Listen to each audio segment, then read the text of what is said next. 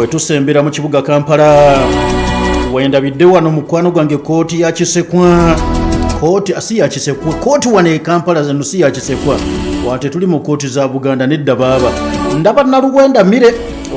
omujjukiro mukyalo yo muwandiisi mu kooti ya Kisekwa yali yakwatibwanga omu ku bantu abali mu lukwe lw'okutta ingini ya Bosa Kakeedo Lujja omujjukiro omukulu w'ekika ekyabannaffe ab'endiga bazzukulu ba Romwa gwe baatugumbula jjo ly'abalamu walinga ali mu mmotoka ye se baatuuka butuusi waka ne bamubala ne bagamwambaza amanda n'afiira bw'ati mu mmotoka ye kale ne bamala okubanga batuttira omukulu w'ekika twatandika omuyiggo ogw'okunoonya bonna abateeberezebwa okubanga badde balina kye bamanyi era ono Naluwenda Mire twamujja mu maka ge mukazi wattu gye twamujja ne tumugamba wepanda gaali ne twamutwala n'abalala twagenda tubafuna mpola mpola wabula njagala nkutegeeze mukwano gwange gwe atugoberera akadde kaatuuka ne tufuna mwami Lujjajjo ly'abalamu